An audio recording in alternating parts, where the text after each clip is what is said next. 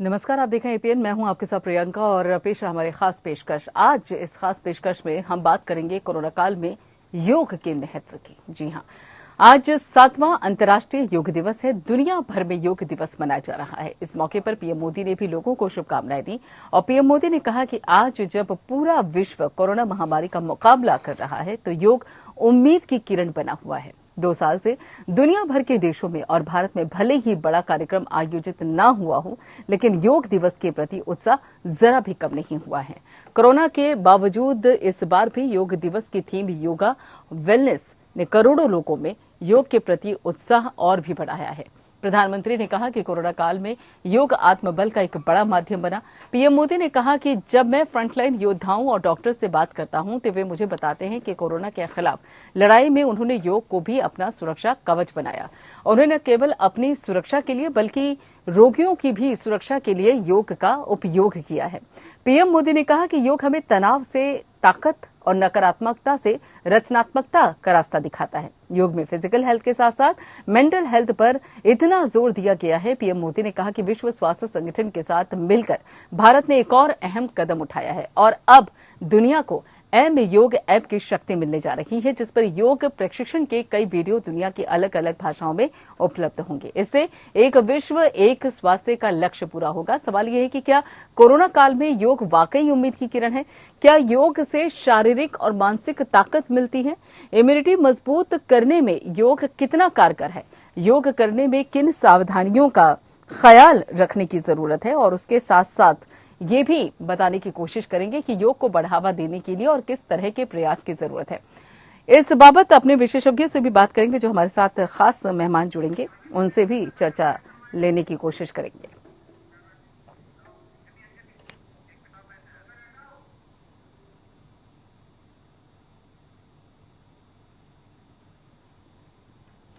और इसी बाबत क्या कुछ कहना है यहाँ पर पीएम मोदी ने क्या कहा है, कोरोना काल में योग कितना जरूरी है, ये भी सुनवाते हैं आपको। को भी मजबूत किया और अपने मरीजों को जल्दी स्वस्थ करने में इसका उपयोग भी किया। और आज अस्पतालों से ऐसी कितनी तस्वीरें आती हैं जहां डॉक्टर्स, नर्सेस मरीजों को योग सिखा रहे हैं, तो कहीं मरीज अपना अनुभव साझा कर रहे हैं। प्राणायाम, अनुलोम विलोम जैसी ब्रीथिंग एक्सरसाइज है हमारे रेस्पिरेटरी सिस्टम को कितनी ताकत मिलती है, ये भी दुनिया के विशेषज्ञ खुद बता रहे हैं। तो यहाँ पे देश के प्रधानमंत्री नरेंद्र मोदी को भी आप सुन रहे थे। उन्होंने साफ तौर पे कहा कि योग जो है वो हमारी प्राचीन एक ऐसी कहा जा सकता है विधा है जिस पर बाकायदा शुरुआत से ही मानव समाज की प्रगति के साथ ही योग पर काम हो रहा है और ऋषि मुनि सभी योग के महत्व के बारे में अच्छे से जानते हैं। और इस बार यहाँ पर अगर देखा जाए तो 2015 से लगातार हर साल एक अलग अलग थीम के साथ अंतर्राष्ट्रीय योग दिवस मनाया जा रहा है। 2014 में आपको बता दें कि बाकायदा 11 दिसंबर को संयुक्त राष्ट्र सभा ने बाकायदा यहाँ पर घोषणा की थी कि 21 जून को अंतर्राष्ट्रीय योग दिवस के रूप में मनाया जाएगा। 2014 में इस बाबत आपको बता दें कि घोषणा की गई। उसके बाद 2014 के बाद 2015 से लगातार यहाँ पर हर एक बार अलग थीम के साथ, एक अलग थीम रहती है हर बार, उसी थीम के साथ यहाँ पर अंतर्राष्ट्रीय योग दिवस मनाया जाता है। और हर बार हम देखते आए हैं कि किस तरीके से एक भव्य कार्यक्रम का आयोजन होता है। लेकिन पिछले साल और इस साल भी कोरोना काल के चलते, कोविड-19 के चलते एक प्रोटोकॉल के तहत गाइडलाइंस का पालन करते हुए वर्चुअल माध्यम से और अगर देखा जाए तो बाकायदा सोशल मीडिया के तहत इस बार जो योग का ये अंतर्राष्ट्रीय दिवस है वो मनाया जा रहा है। तस्वीरें भी हम लगातार आपको सुबह से दिखा रहे हैं कि किस तरीके से सियासत के अलग अलग चेहरे और साथ ही देश के प्रधानमंत्री नरेंद्र मोदी, सीएम योगी आदित्यनाथ और अलग अलग सूबे के जो मुखिया हैं उन्होंने भी इस अंतर्राष्ट्रीय योग दिवस पर किस तरीके से सभी की हौसला अफजाई की है।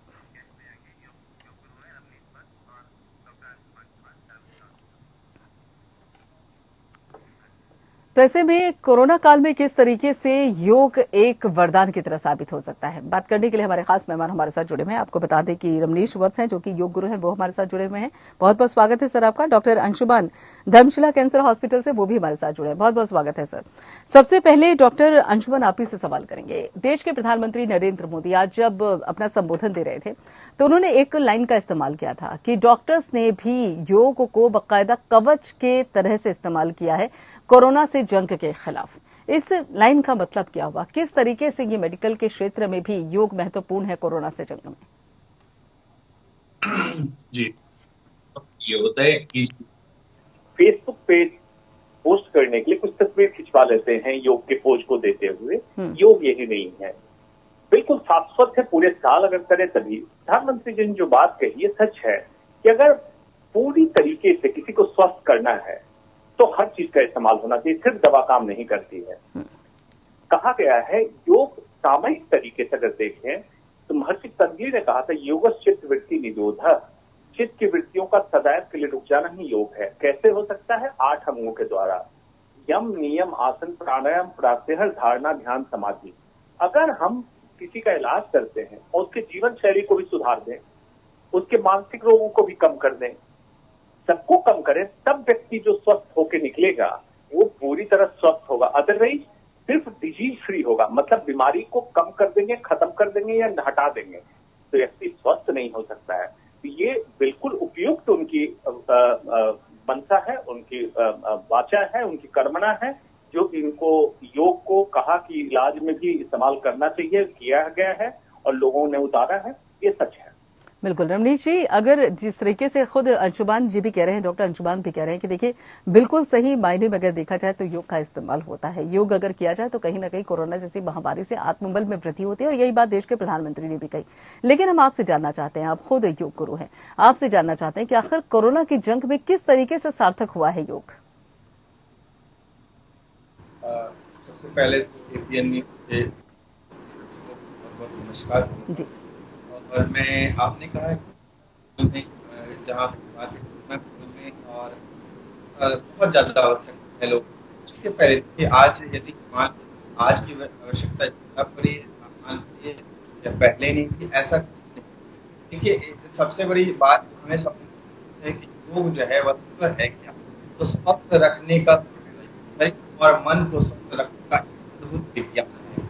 और इस विज्ञान को हम या अपने जीवन में अंगीकार कर देते हैं, हम स्वीकारते हैं, तो हम शरीर रूपी जितने सारे रोग हैं उनको नष्ट करते हैं। जैसे कि डायबिटीज है, माइग्रेन है, किडनी, आज के सब हजारों ऐसी छोटी बीमारियां हैं, लेकिन उस बीमारी को सबसे बड़ा हथियार है उनके इम्यूनिटी रूप में। तो इम्यूनिटी पावर जितनी ज्यादा आपकी स्ट्रॉन्ग होगी उतनी ही ज्यादा आप रोग से लड़ने के शरीर तो उतनी ज्यादा बढ़ोतरी होगी। तो उसके लिए क्या कर सकते हो? उसके लिए आसन है।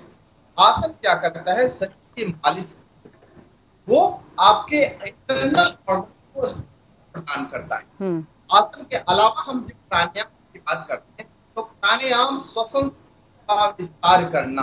तो प्राणायाम क्या करता है? आपके शरीर के अंदर ऑक्सीजन के प्रवाह को बढ़ा देता है। और ऑक्सीजन का प्रवाह जितना ज्यादा अत्यधिक आप ग्रहण करेंगे उतना ही ज्यादा आपका है ऊर्जावान महसूस करेगा, पूरे अपने आप को दुरुस्त अपने को आपको पा सकते। बिल्कुल, यानी कि इस तरीके से अगर देखा जाए तो इस तरीके से योग जो है वो आपके आत्मबल में वृद्धि करता है।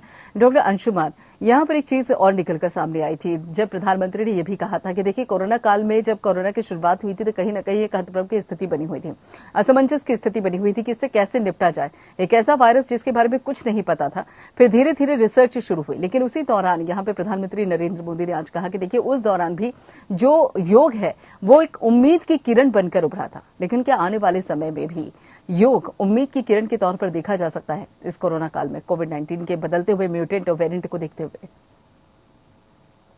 जी बिल्कुल, इसमें पहले कंफ्यूजन नहीं होना चाहिए कि प्रधानमंत्री जी ने ऐसा कहा कि कोरोना का इलाज योग से हो जाएगा। ये नहीं है। इसका मतलब ये होता है जब असमंजस की स्थिति होती है, जो डॉक्टर, जो साइंटिस्ट बहुत आगे की श्रेणी में आ जाते हैं, मतलब जिनसे कुछ उम्मीद होती है देश को या पूरे विश्व को कि कुछ ढूंढ के निकालेंगे, उनकी स्थिति योगी वाली होती है। वो पूरी तरह से समर्पित होते हैं अपने विषय के प्रति कि किस तरह से हम कुछ निदान निकालें, कुछ रास्ता निकालें जो सबका भला हो। उनकी सोच और उनका डेडिकेशन लेवल, समर्पण बिल्कुल योगी का समर्पण होता है।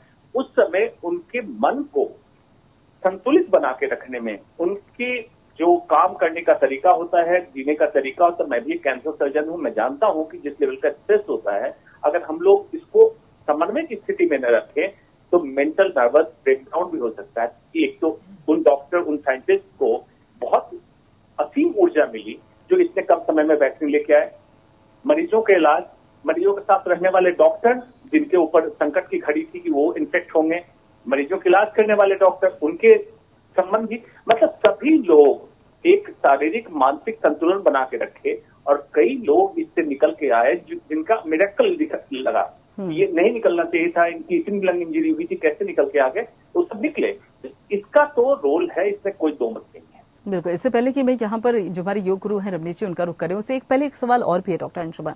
अगर आपने कहा कि देखिए जो मानसिक एक तरह से दबाव होता है या फिर एक तनाव की स्थिति होती है उसमें योग कारगर होता है, लेकिन अगर क्योंकि आप खुद एक कैंसर सर्जन हैं, उस दौरान अगर फिजिकली देखा जाए तो योग किस तरीके से काम करता है, खासतौर पे कोविड-19 के तहत अगर देखा जाए, किस तरीके से फिजिकली ये इफेक्टिव होता है योग?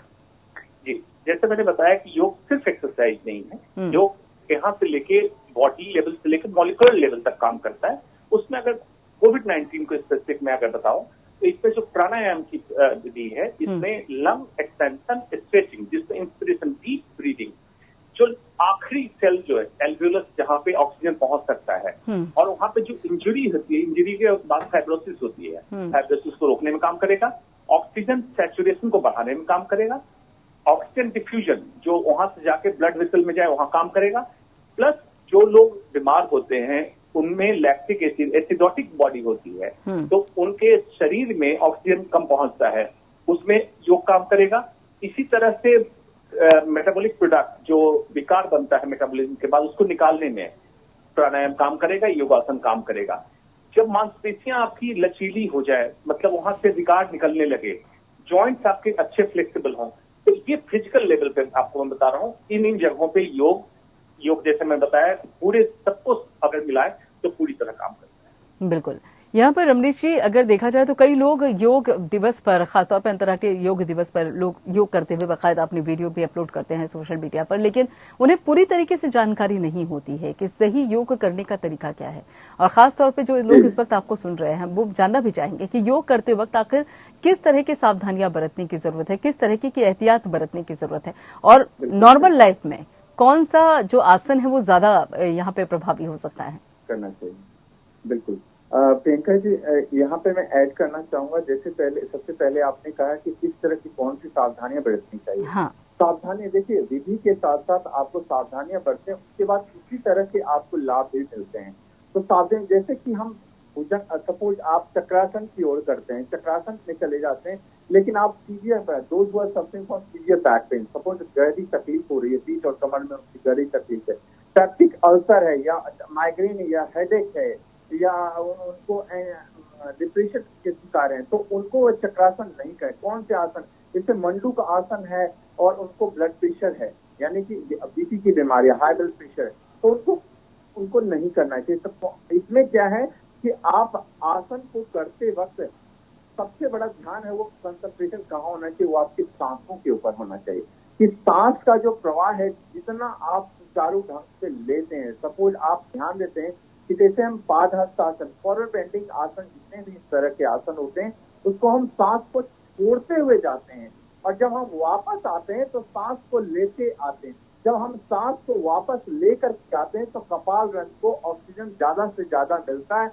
इससे हमारे मस्तिष्क जो है, हमारा नर्वस सिस्टम जो है, बहुत अच्छे तरीके से काम करता है और इसके साथ साथ हमारे शरीर के जो ऑर्गन्स है वो भी उतने ही अच्छे तरीके से काम करते हैं। जैसा कि अंशुमान जी ने अभी ऐड कर रहे थे, तो कॉन्स्टिपेशन बात आती है कि कॉन्स्टिपेशन प्रॉब्लम, एब्डोमिनल मसल्स को कैसे मजबूती प्रदान करें।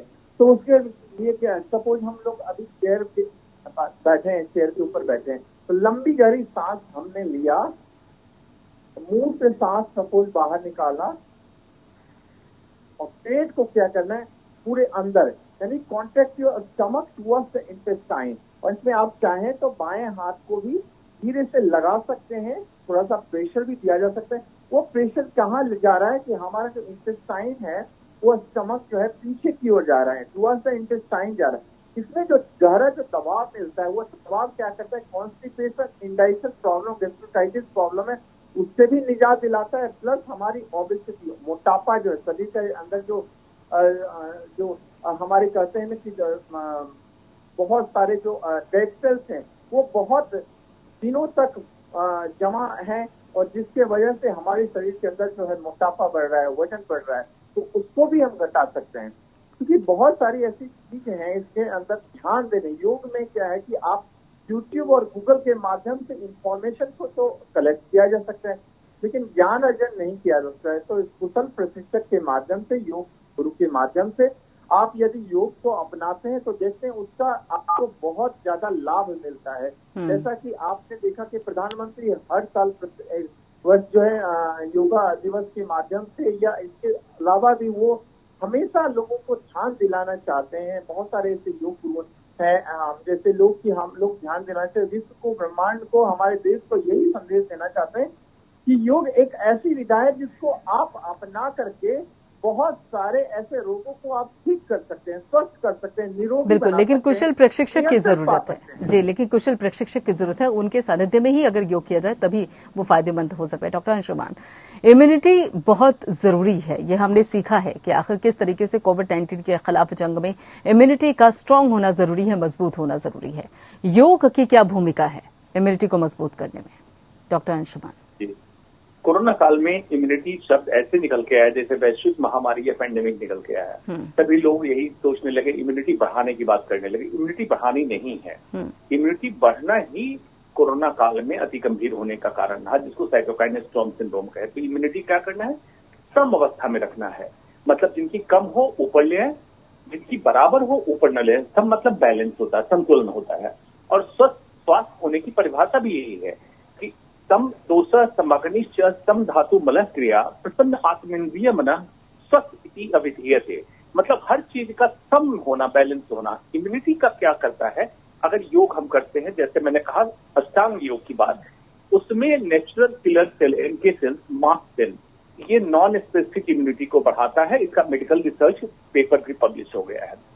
अगर हम ऑक्सीजनेशन प्रॉपर रखते हैं तो सर्कुलेशन में जितने एंड सेल्स हैं, बिल्कुल आखिर तक वहां तक ऑक्सीजनेशन जाता है और वहां विकार निकाल के बाहर लाता है।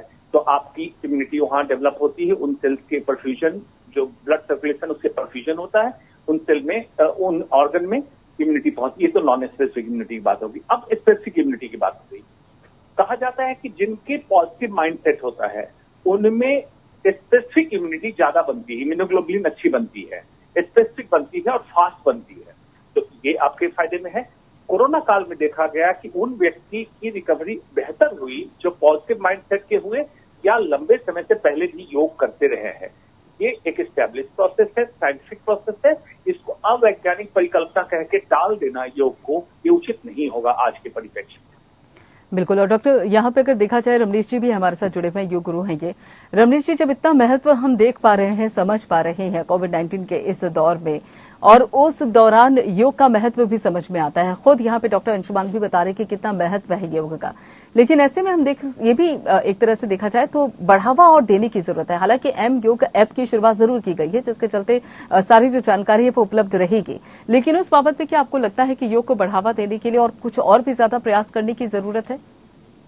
जी जी जी, बिल्कुल सही कहा प्रियंका जी आपने कि बढ़ावा देने की जरूरत तो है। क्योंकि ये देखिए, हमारी संस्कृति है, पुरातन एक ऐसी विधा है जिसको हम side effect, without side effect, क्योंकि इसमें आप देखिए किसी तरह का कोई आप एपरेटिस, कोई उपकरण यूज नहीं करते हैं, आप डंबल नहीं उठा रहे हैं, यहाँ पे किसी तरह का कोई जोर आजमाइश नहीं कर रहे हैं आप। इसीलिए तो कहता है स्थिरम सुखम आसनम, स्थिर पूर्वक, सुख पूर्वक जिस आसन को आप करते हैं वही आपका आसन बन जाता है और उससे आप भरपूर लाभ उठा पाते हैं। इसमें देखिए कहा जाता है कि योग जो है ना, कर्म योगा कर्म सु कौशलम, कर्म की कुशलता ही योग है। तो कर्म की कुशलता को यदि शिरोधारी करना है तो उसके लिए विशेष जो आसन दी गए 5-6 आसन, जिससे आपके शरीर के अंदर रोग प्रतिरोधक क्षमता बढ़ सके। जैसे कि आप त्रिकोणासन ले सकते हैं, त्रिकोणासन को किया जा सकता है, सेतुबंध सर्वांग आसन है, इसके अलावा भुजंग आसन है, इसके अलावा कंधरासन है, चक्रासन है। ये सारे आसन इतने उपयोगी आसन है क्योंकि ये शरीर के वक्ष स्थल में बहुत ज्यादा गहरा दबाव डालते हैं। वह दबाव हमारे फेफड़े को मजबूत करता है। फेफड़े को मजबूत करने के साथ साथ पीठ और कमर के ऊपर बहुत ज्यादा उस पर प्रभाव पड़ता है। वह प्रभाव आपके शरीर के पीठ और कमर को लचीला बनाएगा और स्टिफनेस को दूर करते हुए वह मजबूती प्रदान करेगा। क्योंकि जब हम आसन करते हैं तो उसे ब्लड का, जहाँ पे आप मूवमेंट देंगे वहीं पे सबसे ज्यादा ब्लड का सर्कुलेशन होता है। ब्रेन के नर्वस सिस्टम क्या करता है, वहाँ पे सबसे ज्यादा ब्लड का सर्कुलेशन वहाँ पे माध्यम पहुंचाता है वो। तो ब्लड का सर्कुलेशन सबसे ज्यादा जहाँ जिस एरिया में बॉडी के अंदर ऑर्गन में होगा वह मजबूती प्रदान करेगा। आप देखेंगे कि शीर्षासन को हम जाते हैं तो शीर्षासन में सबसे ज्यादा ऑक्सीजन का प्रवाह, ब्लड का सर्कुलेशन सबसे ज्यादा कपाल में मिलता है। इसीलिए कहा जाता है मेमोरी पावर के लिए, क्लियरनेस को दूर करने के लिए, आपकी एकाग्र क्षमता है, कंसंट्रेशन पावर को बढ़ाने के लिए, ये सारे और दिमाग को शांत करने के लिए भी मैं करती हूँ। आपका शरीर के अंदर तो ऑक्सीजन का प्रवाह सबसे ज्यादा जब ब्रेन को मिलता है तो ब्रेन हमारा शांत होता है। और आपके कहते हैं ब्रेन पावर या टॉकिंग द ब्रेन पावर, तो उसको कैसे सुधारी करें, उसको कैसे हम ला सकते हैं, उसको कैसे हम बढ़ा सकते हैं, इसलिए शीर्षासन है। इसीलिए उसको कहा जाता है आसनों का राजा। प्राणायाम की सबसे ज्यादा योग आसन के अलावा प्राणायाम बहुत ज्यादा आवश्यकता दी गई है, बहुत ज्यादा महत्ता दी गई है, क्योंकि प्राणायाम में हम शरीर के अंदर ऑक्सीजन का प्रवाह ज्यादा से ज्यादा ग्रहण करते हैं।